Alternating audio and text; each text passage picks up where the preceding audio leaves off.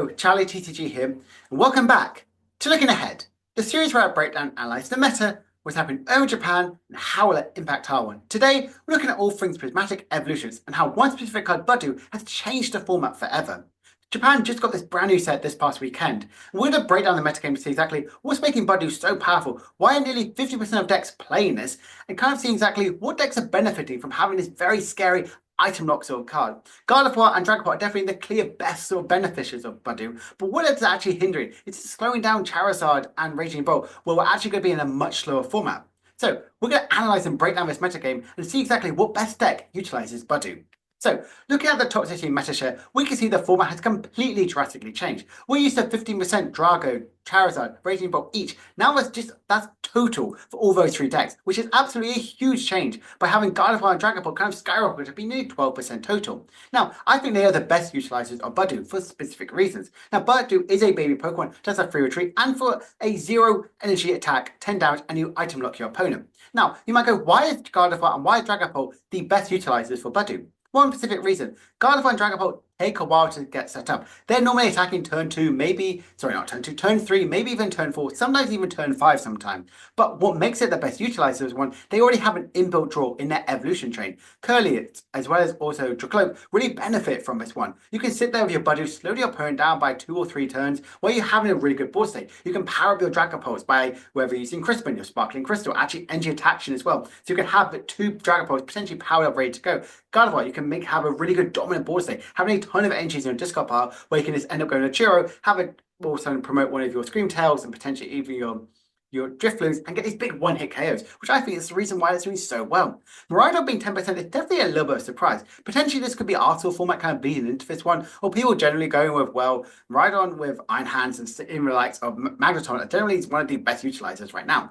Obviously that goes around the item lock, but you are going to be doing that turn 2, and that could be very, very scary if Gardevoir and Dragapult are up there near the top. Now, Lugia was no shock whatsoever by being nearly 7%. We had that new Regigigas, and obviously that does 330 damage to any Terra Pokemon in play. If we're seeing Dragapult being up at top, that's a one-hit kill on that. Obviously, that was more targeted in mind of Charizard, as we already talked about last week. Charizard was incredibly dominating after winning sort of their regional championships, as well as also being the most dominant archetype over in the City League championships. But I also see this number of Lugia will constantly keep increasing. If we're seeing Dragapult numbers kind of like go up and being the most powerful, best utilizers for Budew, I could definitely see Lugia numbers increase. Never definitely a surprise is the likes of Klawf being nearly 6%. Definitely more of the Terapagos build. Now, obviously, they have the Petron as a donking effect, but also they can utilize the likes of Budew as well, slowing down the opponent. You already potentially might get a donking aspect of this one. Why not just have the Budew effect as well? Item lock your opponent. Potentially, you take 1 or 2 turns if you're really slow, struggling. You have a free retreat pivot as well. And also doing that little chip damage as well really works into like Klawf and Terapagos numbers, which I think is really strong. Now, the big surprise here is Charizard and Raging Bolt kind of being about 5% total. This is incredibly quite scary-wise, as obviously they were like a ton of item cards. Charizard really needs that rare candy so they can get that picture, or potentially even their Ultra Balls as well. Obviously, we need the likes of the Raging Bolt to actually get their Earthen Vessel, the Night Stretcher. They need all these amazing sort of ball-starch cards to really actually benefit from this one. So we are seeing this, they are really having this huge impact on one. Heck, Charizard's best sort of supporter is Arven, so pretty much that tells exactly the reason why I think Budew is a great change. We're seeing some of these new archetypes as well kind of shine through. We're seeing the Cerulege, we're seeing the Archaludon as well, obviously doing incredibly well. They also can benefit from playing Budew. They might be a bit slower as well. I know Cerulege can be a little bit quicker, but imagine that, just having a Budew out and play, slowing your opponent down just a little bit. Iron Force is definitely utilized. The best partner for Iron Force right now is the Dragapult, and we've kind of seen it have really good success over this past weekend in Perth and other events as well. So we already know that lots of people are wanting to play as Iron Force with Dragapult. And we are talk about that just a little bit later on, because I do think that is the best utilizer right now. Obviously, in Ancient Box did pretty well, but one thing, a big surprise, is Regigigas go down to only 3%. Now, we can kind of go with some, well, I would say the meta game right now, Regigigas is incredibly strong because you've got Gardevoir and Dragapult up at the top. These are these single-price Pokemon, multiple single-price Pokemon, which really rely on having their really good setup Pokemon, like the Curlies, like the Dracloaks, and Kyurem is an absolute game changer against this one. But also, It really struggles with Budew. You need that item card to get your Earthen Vessels, the Ultra Balls, to actually get the Pokemon in discard pile. Otherwise, you're just relying on purely basis your V-Star power and the Pokestop, sometimes even your research as well. And you might have to actually luck and draw into all of these cards instead of being very explosive cards that it really is used to. Obviously, I'm very happy Gholdengo with that 3%. I mentioned before, that's going to be my next mastering video. And hopefully in a couple of days' time, I'm going to be releasing this one. I've been really enjoying Gholdengo, and I think it's actually a really good format right now. And of course, you can utilize Budew. Virtually every single one of these decks can utilize Budew. And if we just look at the top 4 sort of share here, we can see here that it hasn't really changed a ton. We're still seeing Gardevoir and Dragapult numbers actually increase, but being nearly 30%, over 30% of the format, which is really, really interesting. We've seen some other sort of contenders kind of going there. Rhydon, Lugia, again, doing really well. Klawf and Regigigas kind of still up there. And the rest of the numbers aren't really as surprisingly different to the ones on the top 16, but I just wanted to highlight that exactly. And I mentioned before that Budew was very good. Look, it's a nearly 50%, 48.3 art decks out 893 played Budew. This is one of the biggest sort of impactful new cards I've seen. Now, obviously, we used to like saying, oh, I don't know if that's not going to be in a ton of different decks, but never a Pokemon be this impactful. This many decks, really, this many players went, you know what, I'm going to play this in one here. If we see exactly that split share here, we can obviously see that Dragapult and Gardevoir are the best utilizers of this one, but being over 20% of all their decks. Of decks which play Budew were these archetypes. We see some other decks as well. Miraidon can be a good beneficiary of Budew. I think that's a great partner as well. It's a much slower sort of approach for this one Miraidon can now go. They don't need to rely on the very explosive start. I know it can definitely benefit from having that very explosive start, but I do think I think Miraidon is a good sort of partner. You know, it's basically now more of a sandbox style deck, as we've seen with the likes of Pikachu kind of like unlocking the deck completely by having more of these his energies, not energies, these Pokemon out in play, which I think Budew is a good partner. We've seen Klawf Terapagos again, really good utilized for this one. And I just think this is it shows how powerful Budew is. If so many different decks really like adding this into this one, we can see that these are going to be the best beneficial one. What I love right now is we're seeing Dragapult actually having new resurgence now. We're seeing Gardevoir potentially be the best deck right now. We saw, I think I had one of the most amount of wins in City Leagues this past weekend. I'm really excited to see exactly how in a few weekends time, when we get the Champions League over in Japan, see exactly what the impact Budew really have this one. Will Gardevoir, will Dragapult really come out on top? Obviously, this is a first sort of weekend, so we can now always take these with a little bit of a pinch of salt, as everyone wants to play the new sort of decks. But as we're now going to have a whole week of City Leagues, we're going to see exactly the impact this card is really going to have. Now, let's actually look at some of the decks as well. What people are actually cutting for their Budews, and what exactly are are some of these new decks looking like? So obviously we'll start off with Gardevoir, and Gardevoir I think right now is probably the best deck right now, which utilizes Budew. You can see here they are still playing one, and it's still pretty much the exactly same sort of thing, but where we're seeing Gardevoir. We aren't seeing the rare candies, what we used to in R1, we're still seeing unfair stamp over likes of the secret box. I think the secret box is still sorry, we are seeing one rare candy, apology. Secret box obviously is a good sort of card as well to be that very aggressive sort of start, but Budew as well can be that nice slow approach to sit there, Vital Lock. Heck, you can even use a technical machine evolution as well, potentially if you want to utilize that in like turn 2 or 3, but having that Budew well, slowing down the opponent, building up your board state, kind of having that good maintained sort of factor is really strong. We're seeing here there are 2 really good disruptive cards. Having that Klefki, having that Budew as well. Obviously, we're seeing Lost Box kind of increase quite a lot here, so I do think that's why Klefki is a really good contender right now. But yeah, I just think Gardevoir with Budew is a really great sort of effect. Just having a little bit of that slower approach is kind of like, yes, you may have to sacrifice some of your consistency cards, but I really do think this Budew is a great contender for Gardevoir. Looking at Dragapult as well, this build is a little bit different. Obviously playing the Lance as well to really help draw into your Dracloaks and Dragapults, which I also think is really good against if other decks are playing Budew. Effectively, if your item locked away from your Ultra Balls and Nest Balls, anything like that, kind of like having that Lance to guarantee your Dragon cards is really strong. Still think Dusknoir is the best partner for Dragapult. Obviously, you aren't going to get the big one-hit kills constantly, whereas the likes of Iron Thorns potentially is a really good disruptor sort of factor. One, but I believe that deck is going to be built just a little bit differently. I think the Dusknoir really has more options for Dragapult to get these big one-hit KOs on lots of these very scary archetypes. The Budew as well, giving you that consistency, giving you that time to really establish your boards as well, which I really, really like. Slowing down the opponent, but also slowing yourself down is potentially going to be a little bit of a downside as well.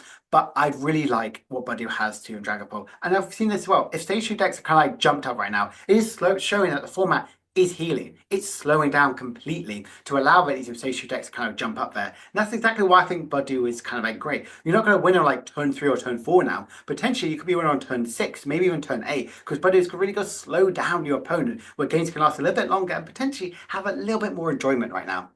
But not only sort of these stage 2 decks are playing this one, we are seeing Raging Bolt even kind of like join to the dark side, as they say, by having one copy of this Budew as well. Just imagine that. Instead of using the Bellowing Thunder, which sometimes you have to do to like draw some cards, just imagine like using the Budew right now, just slowing your opponent down, kind of like putting you back in the game by 1 or 2 turns, instead of like potentially sacrificing one of your guys up there going, right, I have to promote the Squawk ability, and I have to like also send 2 prizer. You just chuck a Budew out in there, you have a free retreat option, exactly what me really unlocked for the deck. You could slow your opponent down, potentially do 20 damage to Charizard, which sometimes that little extra 20 damage or 10 damage onto anything you might want to have is really, really impactful. So that's why I think this Budew is really good. Slow down the opponent, making you kind of like build up your board state a much stronger sort of way, and then you can go attack and go incredibly strong with Bellowing Thunder.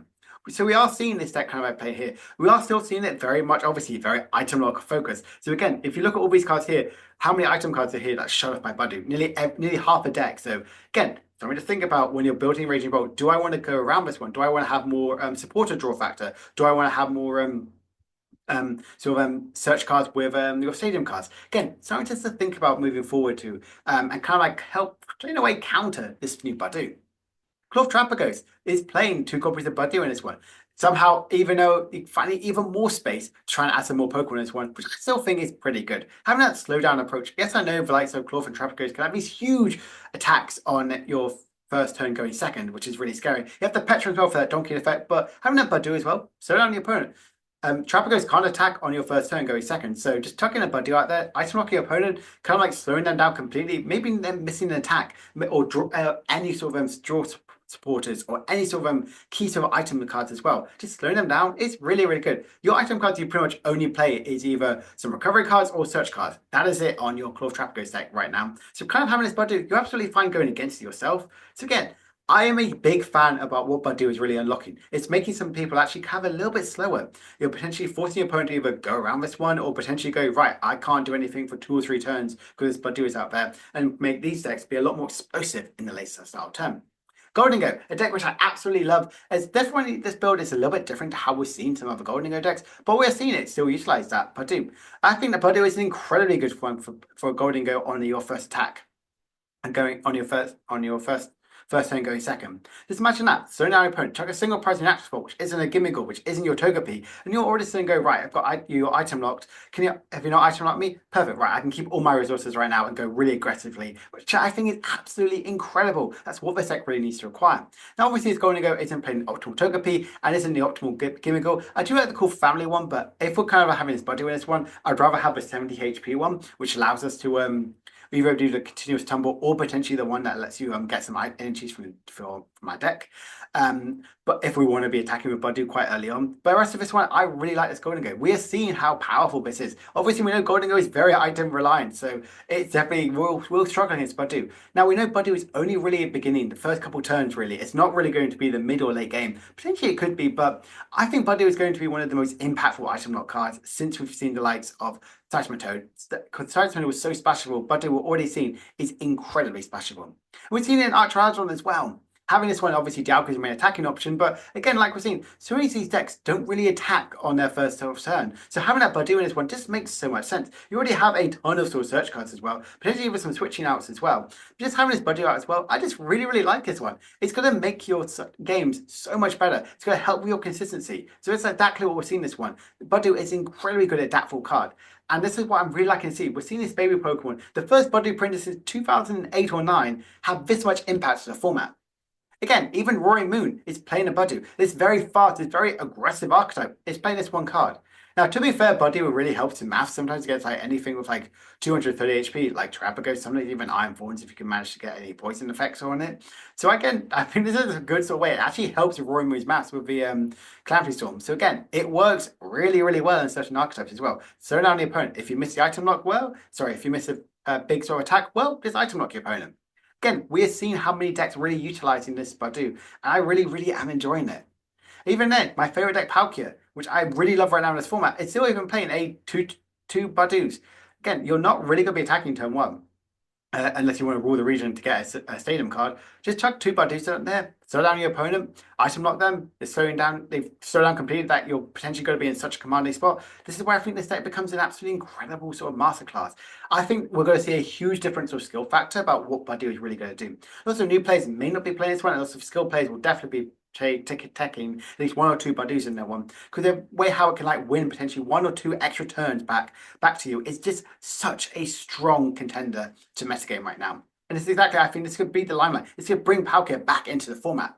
And the deck talking about bringing stuff to that format is Lugia, and we're seeing the first new card which isn't Budew. And spoiler alert, it's only really Budew and Regigigas, which I'm really going to be talking about today, because they are the most impactful cards. The rest of them, not as much, as new sort of decks didn't have as much of a big splash. But we can see here that Regigigas, everyone talked about it. I talked about it last week about what Regigigas has really meant to Lugia. It's a way for them to deal with these big sort of one-hit KO potentials on Charizard, on Dragapult, and not rely on Cinccino. Well, this Regigigas, it's that answer to this one. We already play like Jet Energy, Gift Energy, Mist Energy, Legacy Energy. We already played 12 of these sort of single bit colorless single special energies, which can be chucked on this Regigigas, which I think is really, really strong. We've seen the Klawf as well to slow down, to actually go through the likes of these Iron Thorns, who can actually utilize your Lugia V-Star, which I really, really like. As we're seeing a lot of resurgence of Iron Thorns with Dragapult, well, I think Klawf is definitely going to be a must in this one. Sometimes even potentially even Fluttermane as well, as another sort of way to attack or slow down your opponent. The rest of this game, not too different with Lugia, but if you want to see another deck which utilizes both of this one,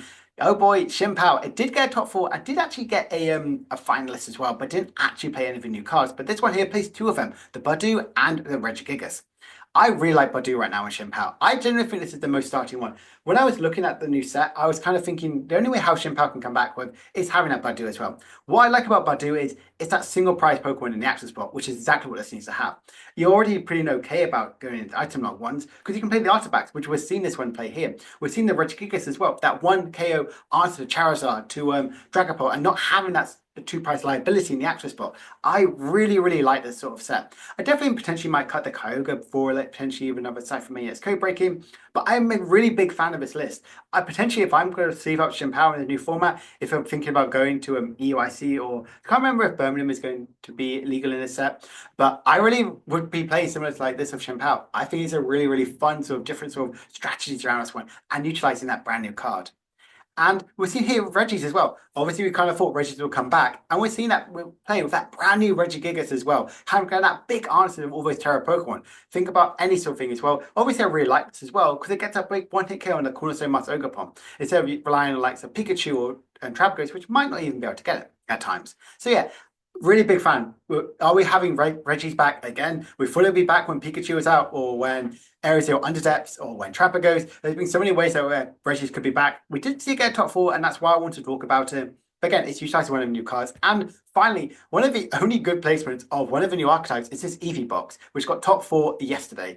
And to be fair, kind of seeing how powerful likes of Budew is, and we see here has so many cards. Got that Budew, got that Regigigas as well. But honestly, I think it can't really keep up with any of the current decks with having that Budew as well for that item lock. We see it does play that Flareon and Jolteon. Obviously, mainly playing that Flareon for that 130 and then having that energy acceleration. Both Flareon and Jolteon have the attack, which does 280 damage, which is really great. Maximum Belt just gets that big one-hit kill and everything. And Jolteon does 90 more damage for 2 basic energies you discard. So again, I really like this deck. You can obviously play 5 Eevees, which is really, really fun. And you do have that Regigigas as well, which can actually be energy powered up by having that Glass Trumpet as well. For another answer from big single price KO on these Dragapults, on these Charizards, on these Terapagos. So again, a way around this one. It is sad, obviously, this is one of the only new sort of archetypes we play, is this sort of evolutions, but I don't think it could be as impactful. I think cards like Budew and Regigigas have a much more lasting effect.